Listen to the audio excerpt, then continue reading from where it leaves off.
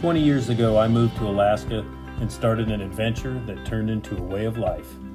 My channel is all about sharing my experiences living in the northernmost state.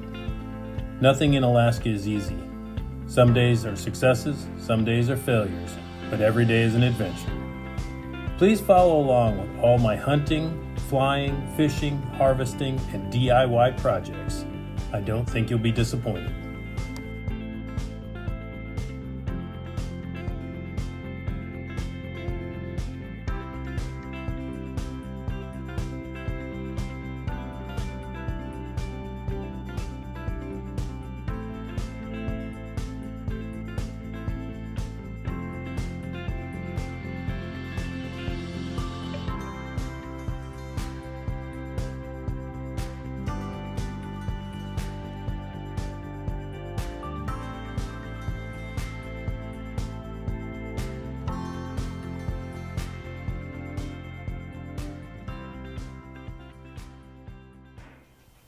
Hello, my name is Mike and welcome back to the channel. This is going to be episode 3 in the Cub Cadet restoration series. So if you've been following along with that, you know where the tractor came from. You've watched the previous 2 episodes. If you haven't, find those and watch those. That way you'll understand what's going on now. But this is episode 3, Cub Cadet restoration. So today we're going to go over all of the parts off the Cub Cadet and make decisions on whether or not they can be restored, or if that's just impossible and they're going to have to be replaced. So I spent a little time looking at the parts, and then something dawned on me. I realized that I had gotten ahead of things on this project.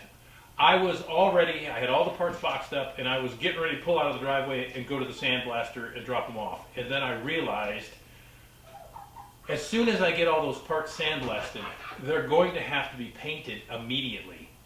If you've ever had something sandblasted, you understand that bare steel, after you sandblast it, it rusts in about 10 seconds. So I needed to back up and get some other things ready. For instance, I need to find the paint. I need to locate the things that I'm going to use for the painting project. Because the minute I bring all this stuff back from the sandblaster, all blasted, the paint side of this deal is going to have to start that day. The other thing is that some of the parts on the tractor need to be evaluated to see if they can be used or repaired by me, or if I'm just going to have to, bite the bullet and go online and buy some of the parts. I'll show you the rear castings for where the axles ride, and you can make up your own decision about those. I'll show you the gears out of the transmission, which I previously said in an earlier episode I thought were fine, but the gears out of the transmission might need replaced. And it wasn't because of abuse or somebody, breaking teeth off in them. It was more time and Mother Nature that might have got those. Some of these parts I think I can repair. If I can, I will. Others, like the gas tank, there's just no way. It's just going to have to be find another gas tank. But today we're going to look at each of the parts, the components, and we'll evaluate what steps need to be taken. I have a feeling some things are going to have to be ordered. And I do live in Alaska, so it takes a long time to get parts up here. And that's part of the, that's the only connection of this stuff to Alaska, is that I'm doing this restoration in Alaska, and it gives you an idea how hard it is to do things up here. Just finding somebody to sandblast the parts wasn't easy. Then having paint shipped to Alaska to paint it with. They don't like to ship that stuff on an airplane. It's got to come ground transport most of the time. So we'll go over all that. We're going to look at the parts. This is episode 3 of the Cub Cadet. All right, we're back to the Cub Cadet project, and I have some of the parts that I was talking about earlier that need evaluation. The first parts, these the rear axle cast housings that support the axle off from the rear end. One of them is kind of hard to see, but in here it's actually ovaled, so the bushing that was in there originally had completely worn out, and the axle was riding on the cast housing. So this is potentially going to have to be replaced. However, I'm going to show you some pictures here in a minute. I tried to research and source these. They're pretty crazy. They're proud of these things. They're not even, and the ones that I'm finding aren't even like new old stock. They're old ones just like this. So who knows what condition they're really truly in. So you go ahead and you buy the thing off from eBay or wherever, and then you have it shipped all the way to Alaska just to find out that it maybe is no better than the one that you have. So, options. One option is I could machine this out slightly bigger but concentric to the outside of the casting and possibly press in my own type of a brass bushing, make one and press it in. That's a possibility. I'll have to see how bad it is. I'll get an inside micrometer in there and check it and see just exactly how out of round it is. The other thing that I need to have in hand probably, this is just what's left of the brass bushing that was in there. It's really just pieces of brass. I have no idea how thick these started out or what they even looked like originally. I looked some up online. You can buy these. I have found these available on a couple of the sites I looked at. The brake drum side, or the side that had the brake in it on the tractor, actually is in pretty good shape. It's going to need the old bushing cleaned out of there and gone, and a new one put in, but it's not in bad shape. Might need a new greaser on there. That looks like a greaser's toast. But anyway, the brake side I think we can save, which is lucky because if I do end up having to buy one of these, it's the brake side's the most expensive. So at least the one that's the most expensive I have and is still okay and good.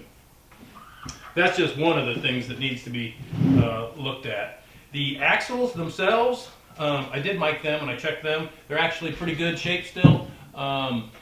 They're no doubt harder than the casting of this housing. So what wore first was the cast iron in this, not this axle. So the axles look fine. I think they're going to make it. Both of those can be used. This is another part. This is the front axle, and this was partly my doing. No, it was completely my doing. So the front pivot pin, in other words, the front axle here, you know, it pivots like this on the front to give you just a little bit of kind of pseudo suspension. Well, there's a pivot pin in the middle of that. I could not get that out of there. I mean, for nothing I could get it out of there. It was impossible to get the chassis the way that it was up into the press either, so I couldn't try to press it out because this was still in the frame of the tractor and it was trapped in there by the pin. You have to remove the pin to get it off the tractor. So I made the executive decision to just cut it. So I cut it on both sides. Now I can get it up into the arbor press and I can throw a little heat on the outside of this and I can try to press it out. We'll see. If I can't, I plan to machine this flush, center drill it, and drill it out and machine to the proper diameter. The pivot pins are available, but they're really proud of them. I mean, it would almost be maybe a better deal just to make a lathe project out of it and make my own, because they want like 80 bucks for a pivot pin. So, not the end of the world. Can be dealt with and worked with. The front axles, they actually both are in pretty decent shape. I checked them and they are pretty close to original dimensions. So the bearings on the front took the brunt of that. I'm going to show you those here in just a minute. That's a whole nother discussion there, these front wheels. The front wheels may end up being something that needs somehow or other worked on. So here we go. Some of the big stuff. Here's the front wheel. The bearing inside is completely toast, and I guess they're pressed in. I'm not sure. I looked them up online, and they come in 2 halves. They look more like a bushing online to me, and they look more like a bushing here. It didn't look like it had any actual bearings in it, but they call them a bearing online. You can get them. They're pretty expensive. They want like $100 for a set of them for the front, but that would be something that if I choose to use these rims, I'm going to have to get those new bearings for the front and press 2 of those in from each side. But the bigger story is the rust on these. So on these front rims, they were rusted badly. I'm not sure if I can surgically cut some of this out and MIG weld some more steel in there. I'm a decent welder, but I'm not a great welder. It's a possibility. That will be a function of whether or not I can find replacement ones that are reasonable and that they'll ship to Alaska for me. So worst case scenario, I have to just cut this out and try to stitch some new steel in there, and then of course re-drill a new stem hole and set that up. I'll see. I've been searching online every day for the parts. That's just one of the front rims. The other front rim was even worse. It's got even worse rust here. This one would be a real trick to do. But again, if you can't find them, and you know, what are you going to do? I mean, it's like when you're rebuilding something to redo it, you got to do what you got to do. So for the front rims, like I said, they're both in pretty bad shape. 100% are going to have new bearings for both of them, and maybe some welding, or maybe just throw them away and try to find new ones somewhere and go that route. The steering wheel. So the steering wheel it's pretty cool. I would hate to not use this steering wheel, but the outer the plastic that's molded onto it is just it's horrible. So we're going to have something new. I did find they're either new old stock or reproduction steering wheels. We'll look at a picture of them here in a minute that I found them online, but they're like $89. So I mean, this is a pretty important piece of the whole deal, though. So you might just have to bite the bullet, and I might have to just order one of these. I've been searching for a place that could, if I stripped all this old rubber off, I could send it to them and they could recoat it, and I haven't found anywhere like that does that type of thing yet. But I'm still looking. So that's the steering wheel. The rear rims, about 90% sure I'm going to reuse the rear rims. They do have some rust. You can kind of see the valve core or stem hole here where the valve went out is oversized. So I will have to cut that out and weld a new piece in there, and then re-drill a valve hole for that. But these rims, they are crazy proud of these things if you try to buy a pair of these online, which is just nuts to me. I have no idea. They just look like a tractor rim to me. But there must be some guys out there that are really into restoring these, and that's why the prices of everything are so much. I'll show you some of the things I found, but just some of the bolts on this tractor, some of the little tiny bolts, like a 9/16 bolt 2 inches long, is $10 for one bolt. And the actual lug nut, or they're not lug nuts, they're actually lug bolts. They're the bolts that go through the rim into the axle. Those are insane money. I mean, I can't even imagine.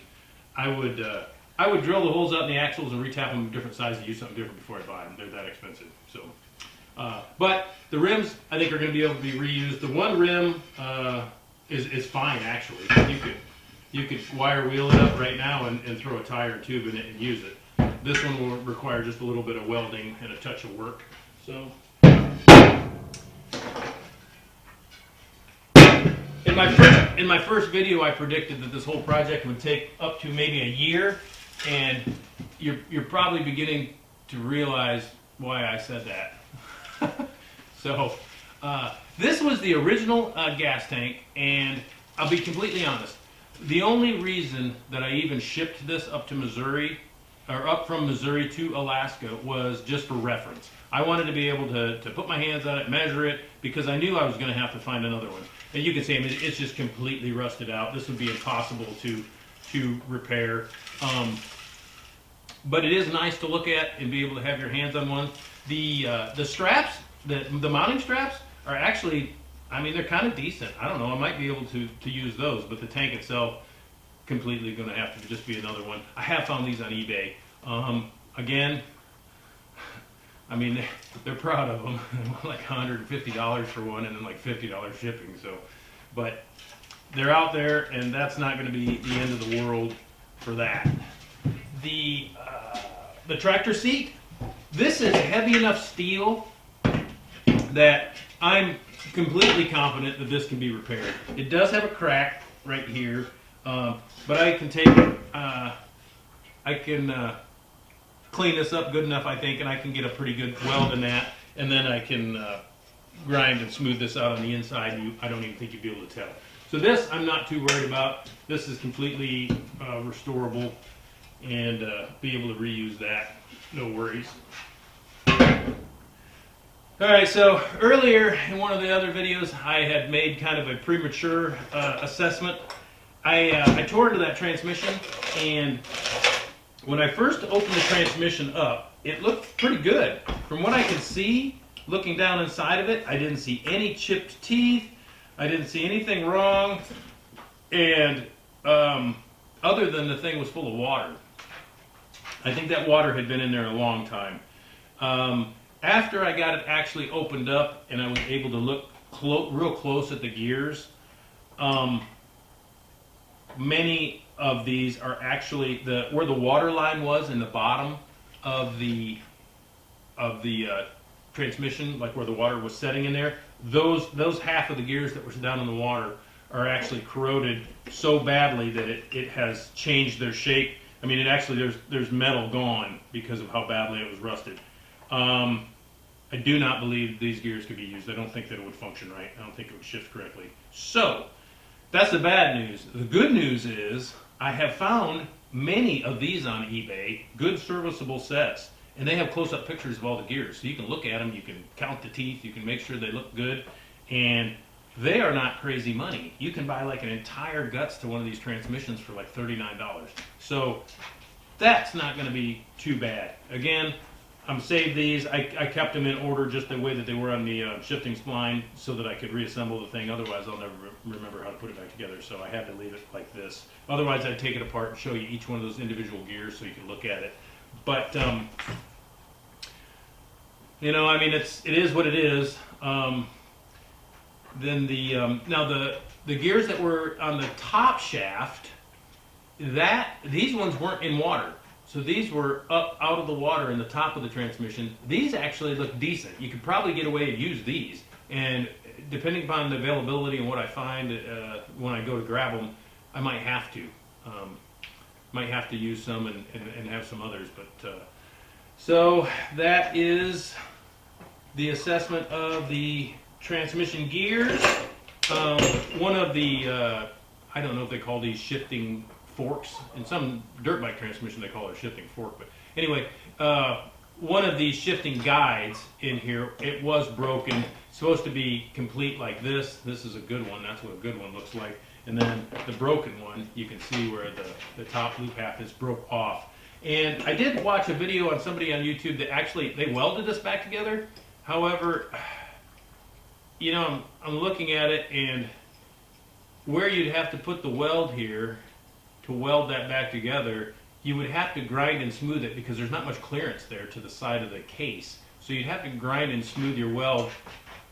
I'm telling you, if I can find one of these and it's not $1 million, I'm just going to buy another one of these and replace this thing.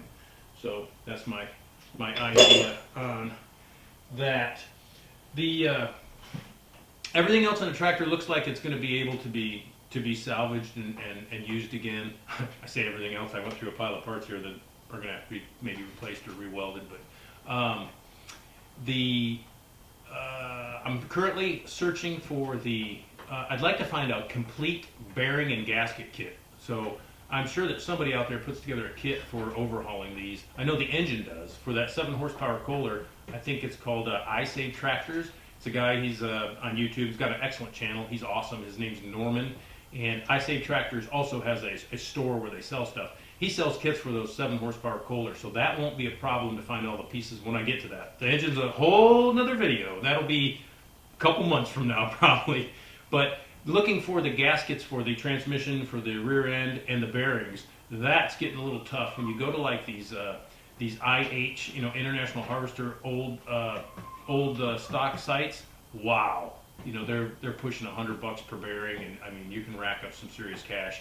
So, you know, the whole idea is to do a restoration. So I'm trying to save as much of the original tractor as possible.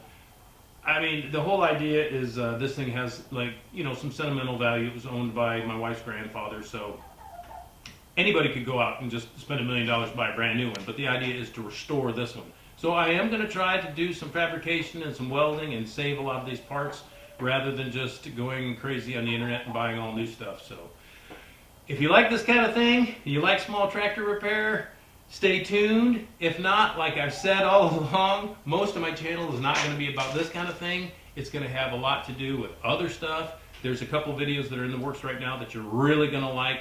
Some exciting stuff my wife and I got going on. But this is The Only Carpenter, so make sure that you like and subscribe to my channel. Thanks.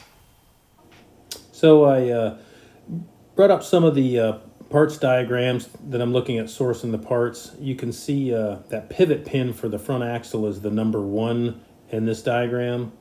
And then on this next page, this shows that pivot pin here. This is an actual IH part number, and it's unavailable. So that's kind of what I find when I look up a lot of these parts. Here's an example of a replacement tractor seat. However, I'm going to try to salvage the one that's with the tractor. You can see what one costs. I mean, they want $411 for that. Here's a diagram of the front wheel. This is to show you the bearings that will be needed, and that number 1 is the bearings. It'll take 4 of those to complete the front wheel sets. Here are the front wheel bearings in an actual IH part, and they're $30 a piece, so 4 of them, so it'd be $120 in bearings. But I did locate some aftermarket bearings. You can get all 4 of them for $20 here. Not sure of the quality comparison, but there is alternatives out there for some of this stuff. The sediment bowl on the tank looks like it's pretty bad. I sourced one here for $20. This is, again, this is an aftermarket, some type of reproduction, but it would work.